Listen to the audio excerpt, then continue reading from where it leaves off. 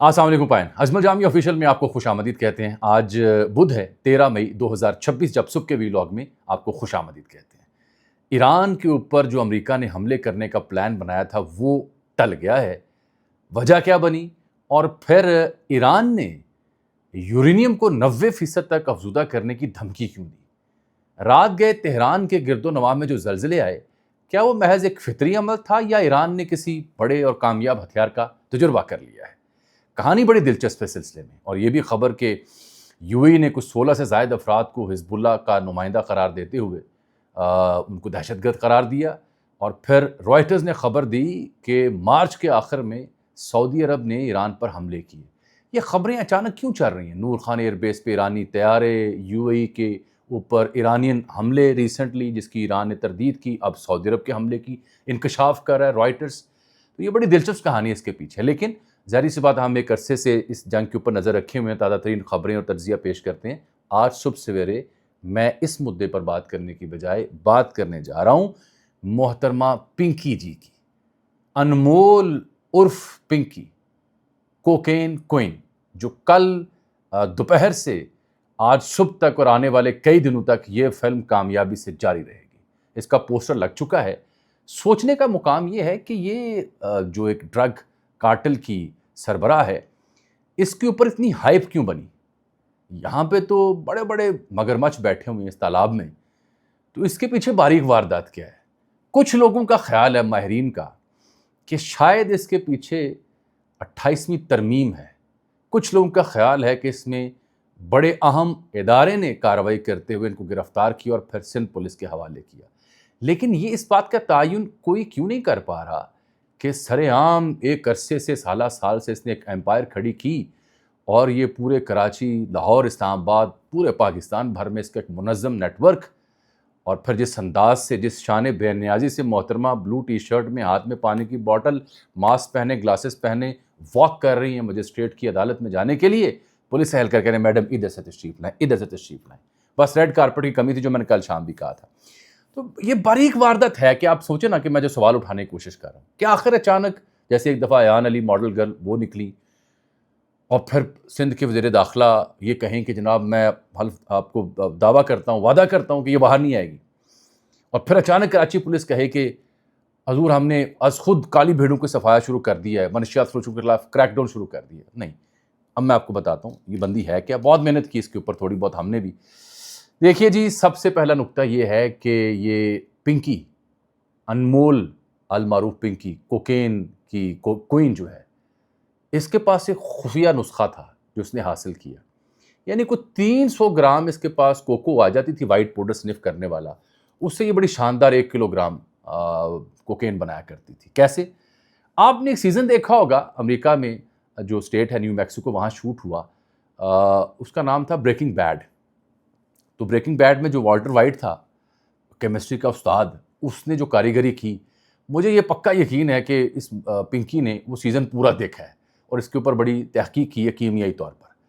اچھا، میں چاہ کر بھی اس مدعے پر سنجیدہ نہیں ہو سکتا، معذرت چاہتا ہوں، مجھے پتا آپ چاہتے ہیں کہ میں سنجیدگی سے اس پہ تبصرہ کروں، لیکن چلیں پہلے معلومات دے دیتے ہیں، پھر ذرا یہ دوسرا لچ میں فرائی کرتا ہوں۔ یہ لچ نہیں ہے صاحب، یہ نوحہ ہے، یہ ہماری بے بسی کا، یہاں اشرافیہ راج کا، نظام انصاف، نظام قانون پر جو اس کی واک تھی نا محترمہ کی، جس طرح سے وہ آ رہی تھی، وہ تھپڑ تھا، زناٹے دار جسے ہم کہتے ہیں، کہہ لو، کر لو جو کرنا ہے۔ پنجابی زبان میں مجھے ایک محاورہ یاد آ رہا تھا، میں بول نہیں سکتا احترام کی وجہ سے۔ بہرحال دیکھنے والوں کا احترام، اس خاتون کا یا اس نظام کا، جن کی دست شفقت کے نیچے یہ پل بڑھ رہی تھی۔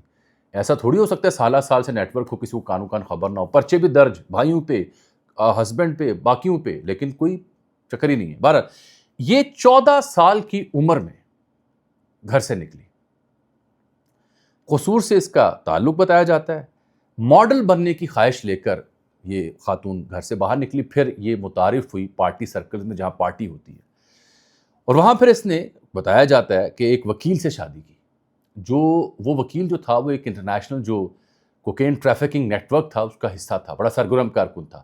وہاں سے اسے سیکوینس کی سمجھ آئی کہ یہ ہے کیا کہانی، اور وہ سسٹم کا حصہ بنی۔ پھر اس شخص سے اس نے طلاق لی، اور پھر اس نے ایک سابقہ پولیس افسر سے شادی بھی کی۔ کچھ لوگ کہتے ہیں کہ موجودہ پولیس افسر ہے پنجاب سے، میرا خیال ہے یہ میری معلومات ہے سابق پولیس افسر ہے. پھر اس نے باقاعدہ کوکین بنانی سیکھی, جو میں عرض کر رہا تھا نا آپ سے, اپنا یعنی اون ذاتی برانڈ اس نے بنایا, اور پھر 300 گرام صرف کوکین یہ لیتی تھی اصل خالص, جو انٹرنیشنل کارٹل کی مسجد تک پہنچتی تھی, اور اس سے یہ خود اپنی لیب میں, اس کا میں ذکر کرتا ہوں, یہ 1 کلو گرام اعلیٰ نسل کی کوکین تیار کرتی تھیں. میں نے چیک کیا پھر مختلف جو کرائم رپورٹرز ہیں جو ڈرگ ڈیلر سے ڈیل کرتے ہیں, ریٹ کیا ہوتا ہے جی کوکین, کیا کس بھاؤ بکتی ہے, اللہ معاف فرمائے, بیڑا غرق کر دیا جدید نسل کا اس نے.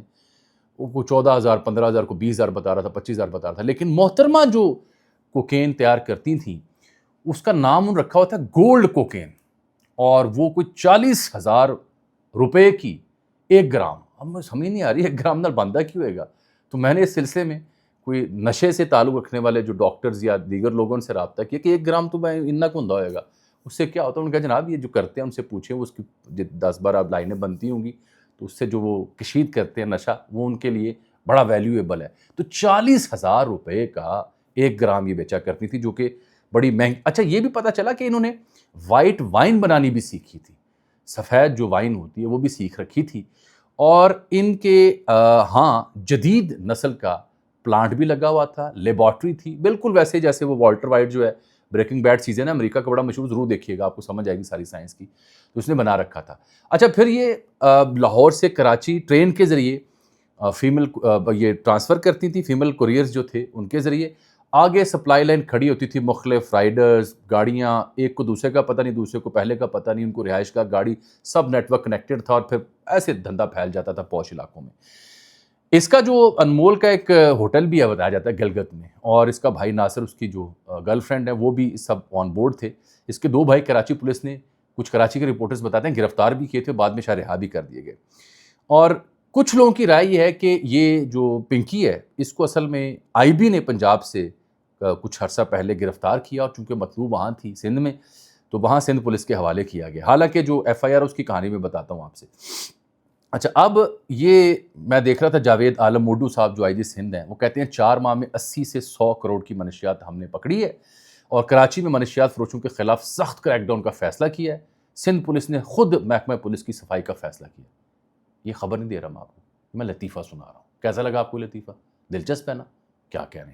ایک عرصے سے ایک بندی راج کر رہی ہے, اور اس کی میں نے آڈیو سنی, نئی جو آئی ہے, نئی آڈیو میں وہ کہتی ہے موصوفہ کہ گرفتاری کے بعد بھی کام ایسے چلتا رہے گا, دھندا اپن کا چلے گا, بھرپور چلے گا, ٹینشن نہیں لینے کا.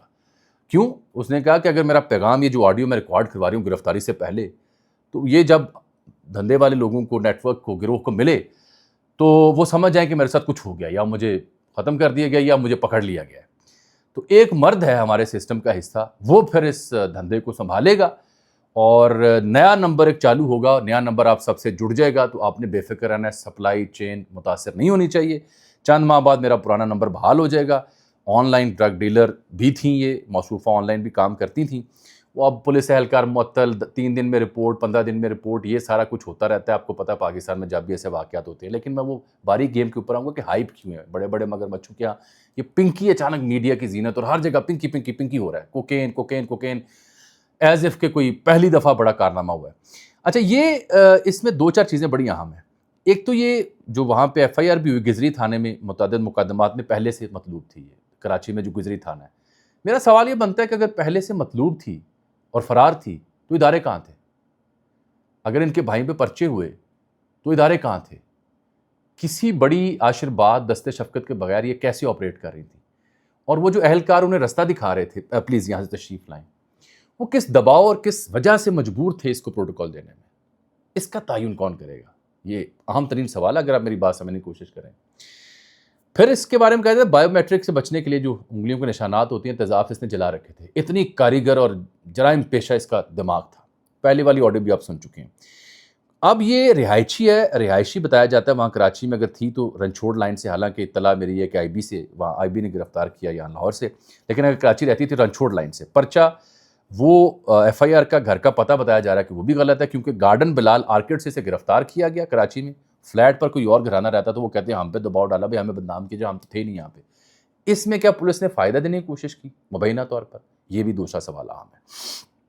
اب تیسری بات, چیک کیا پیسہ کتنا کمایا. کچھ رپورٹر کراچی کے ان سے بات ہوتی رہی میری رات بھر, وہ کہتے ہیں یار اس نے اتنا پیسہ کمایا ہے کہ جس کا کوئی حساب نہیں, اربوں نہیں کھربوں. کچھ لوگوں نے واقفہ نے حال نے بتایا کہ لاہور, قصور اور کراچی وغیرہ جب یہ جاتی تھی محترمہ تو خیرات, ایسے لوگ کار خیر بڑی کرتے ہیں, بہت کار خیر کرتے ہیں, یہ بھی ایک طریقہ ہوتا ہے. تو اس میں وہ کہتے ہیں 5-5 ہزار نوٹوں کی جو گڈی ہوتی ہے ایسے 1 منٹ کے اندر اڑا دیتی تھی کہ میں غریبوں کی مدد کرتی ہوں.